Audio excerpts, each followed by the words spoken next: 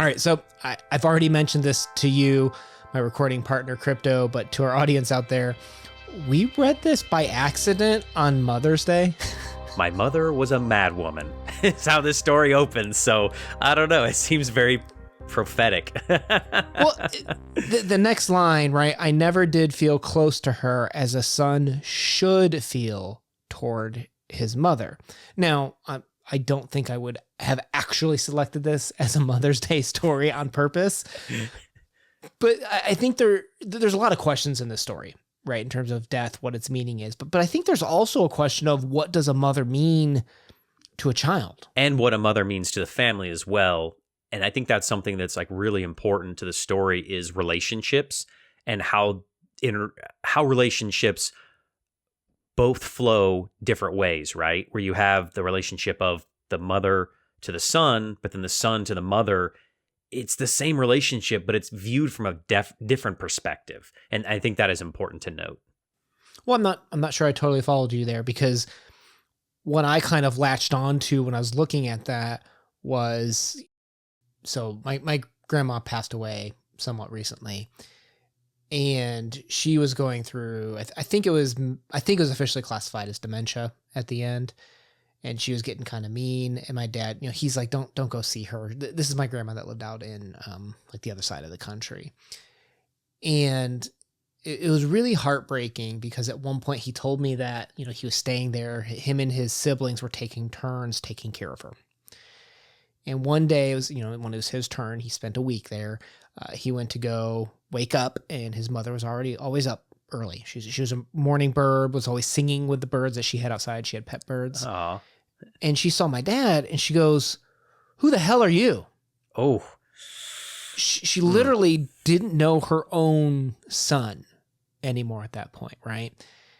And my dad's, he knew what was going on. Like, he's out there to care for her. He's like, I'm your son. I'm here to take care of you. But like, imagine how that illness just completely changes your relationship with a person. Like, you see that person, you perhaps have all those memories of them raising you. And as opposed to Akutagawa, where he was estranged from her, he knew his father more. But even then, that illness still came into his father, where he saw, like, I saw ships and said mad things as he started to go crazy at the end of his life too, right? So it's kind of like this deterioration of, like, death is coming in the form of madness, in the form of, I'm about to take the person you once knew. And that's just kind of crazy to see how he experienced it from a young life all the way up to an older life with his dad later on.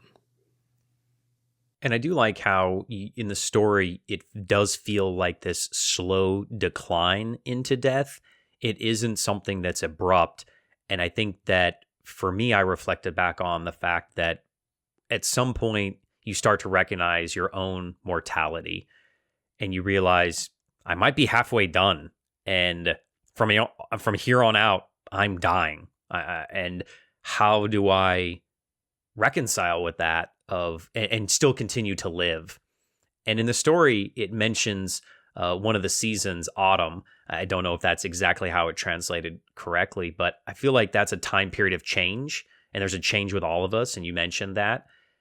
How do we change from being a child to an adult that can cope with death of yourself and with your loved ones? And I think that is something that Akutagawa and all of us, struggle with up until the very end, because nobody really has a definitive answer of what comes next that they could reassure us with.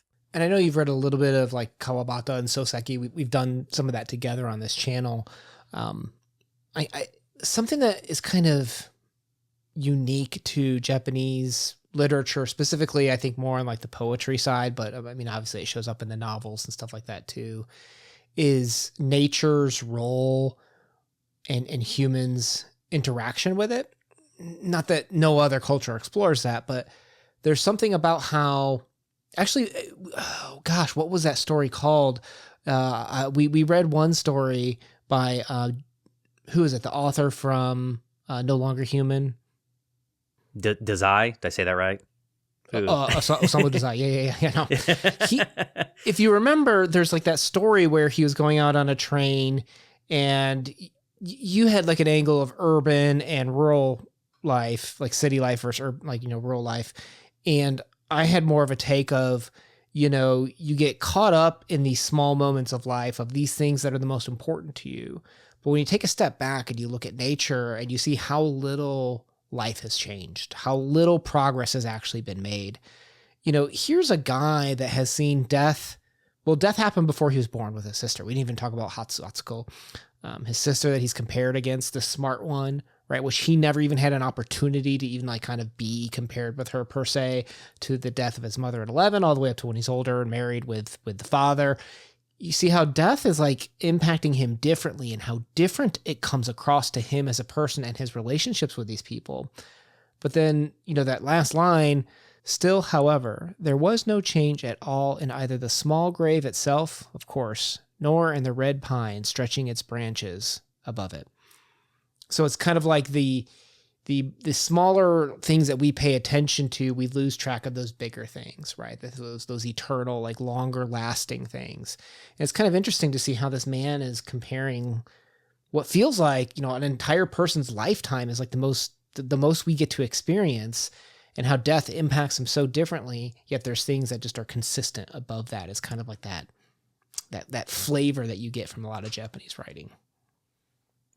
In this story, you mentioned it, and it was something that I latched onto, and I figured you would educate me on this, of that nature really does feel as impactful as just the setting, but also of how we compare ourselves. We say we are a year older based on the Earth going one rotation around the sun, but that's a human-made construct. But nature is something that is tangible, right? We can see the leaves falling and dying. We can see the rebirth in spring.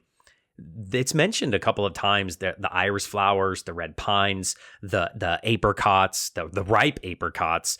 And I was wondering what your take was. Is that something that just is imagery, or is there more to it? Well, I imagine, if I were to dissect a line with you, probably every single line can mean something. Right, whether a writer as skilled as Akutagawa, of Kawabata, Soseki, Dazai, like these authors all have the ability to kind of, I think a term that you hear a lot is called mono no aware. It's this like awareness of things, this empathy towards things, right? To not just bypass these things in life, but to see them and recognize them and kind of emotionally react to them. A common example like that you and I have talked about before. Remember that YouTube video of the subway where guys playing the violin, and just hundreds of people in the New York subway just walk by, right? Like just not even paying attention. Maybe a couple give a quarter.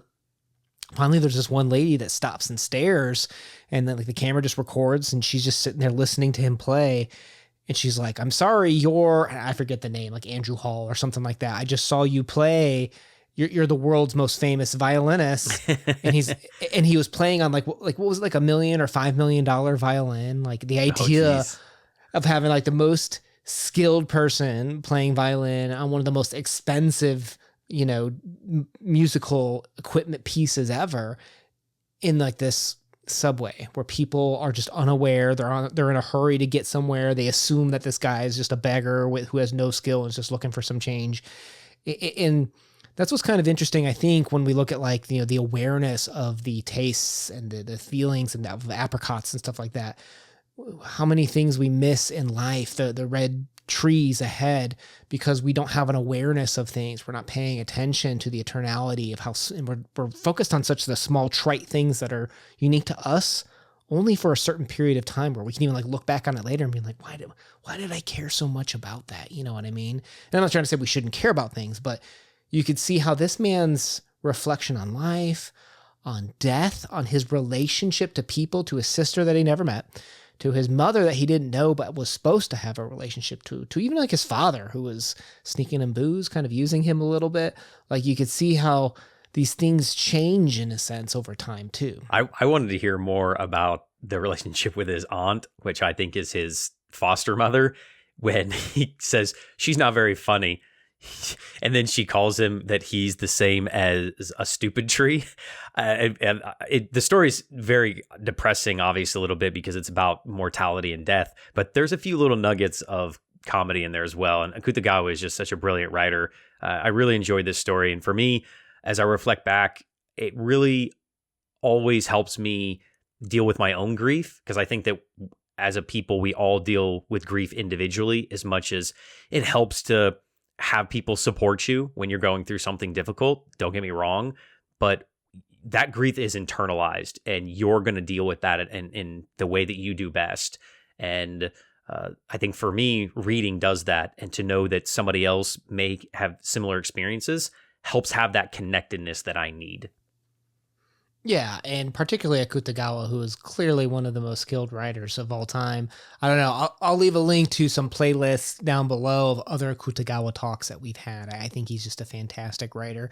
If you are listening at this point in time, something that helps the ever-hungry YouTube algorithm know that you've enjoyed it and why you're still here, if you could just leave us a comment, and if you don't know what to say, even just like leaving like a skull for death, helps YouTube know that you've enjoyed today's talk.